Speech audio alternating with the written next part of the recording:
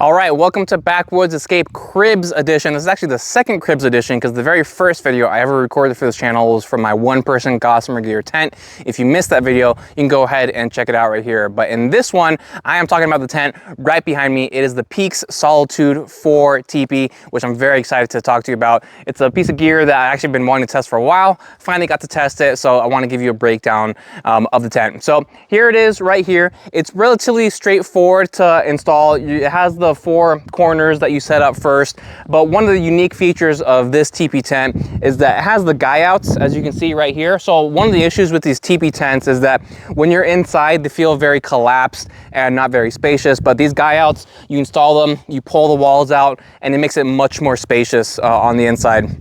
Right here, you can see the vents for easy ventilation. There's one on this side and also on the other side as well. So if we come on over here, you can already start seeing that there is a hole for a stovepipe. You don't have to be using it.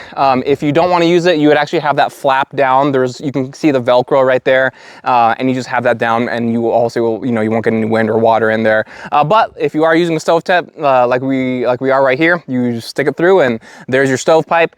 You want to have it as high as possible. That way, for any ashes that come out, they don't come in contact with your tent. But let's go inside and talk about the features in there.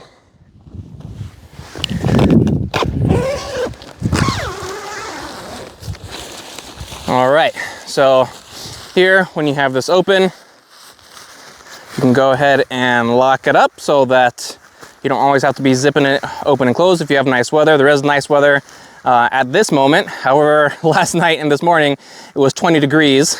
So we were keeping this nice and closed earlier. But here we go. You can start seeing it a little bit. We'll go a little bit further in just a second, but we have 2 people in here right now. So overall, this is a 4-person tent, but it's only going to fit 4 people if you don't have a stove and there's no gear.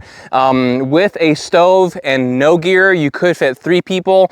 With stove and gear, you can only fit 2 people, but the 2 people will be very comfortable. So come on inside and let's take a little bit of a further look.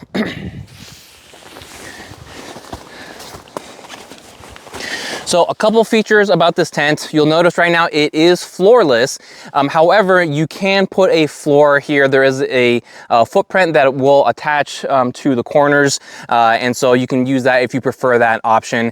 However, in this kind of situation, just kind of going in and out, I do like using the floorless option. That way I don't always have to be taking off my boots. You can see right here, we have our stove set up. I'm gonna be doing a separate review for this one, but just in case you're curious, this is the large U-turn stove from Seek Outside, but I'll be doing a separate review for that.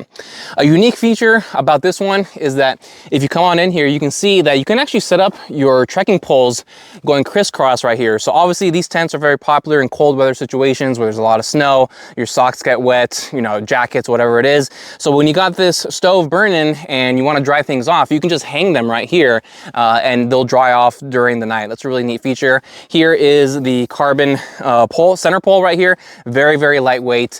Which obviously decreases how much you have to be carrying in your pack, which is nice. You'll see here as you look around, there's actually no pockets or anything like that along the walls. Some people like that, some people don't. I like it because it does decrease the amount of weight that you are using. Peaks, they are very weight conscious. And for this not being a Dyneema tent, there are other Dyneema tents out there that do weigh more, but Dyneema's twice the cost. So for this one not being Dyneema, it is one of the lighter weight options out there. So one of the ways they decrease weight is making it very minimalistic on the inside. Like I said, I like that, but just want to make you aware in case you're not too big of a fan of that. There's also this little mesh shelf right here. You could connect this. I don't have it set up right now, but you can connect this over here on the end, and it's just another shelf where you can kind of store some more gear or dry other things off right here. For the seams, you do have to seam seal it on your own. That does take a little bit of time, but obviously, again, these are designed for cold weather situations, so you likely will encounter snow and rain at some point while you're using these, so make sure you do seam seal everything. That way you're not regretting any type of situation there in the future. And one final really cool feature that you should be aware of this tent is that it actually has 2 doors. So we've come through this door, but it's another door right behind me, as you can see right here. So you can come in one way, come out, exit the other. So it just makes it easy for wherever you're set up, in and out traffic. The other really cool thing about these doors is their shape, right? They're not straight up and down. And the benefit of that actually is, let's say you are in a rough weather situation, but you're still hunting or something like that. You can have this just slightly open like this, and you can be peeking outside, do some glassing, and still be productive in your time in the outdoors. So I love the two-door feature. It just makes it a little bit more convenient. So that is the breakdown of the Peax Solitude 4. I'm very impressed with it. I really like it and highly recommend it. And again, for the non-Dyneema models, this is one of the lighter weight options out there. So definitely check it out. I'll have a link for it below. And if you have any questions about this piece of gear, also just let me know in the comments. Thanks so much for tuning in. I'll see you next time.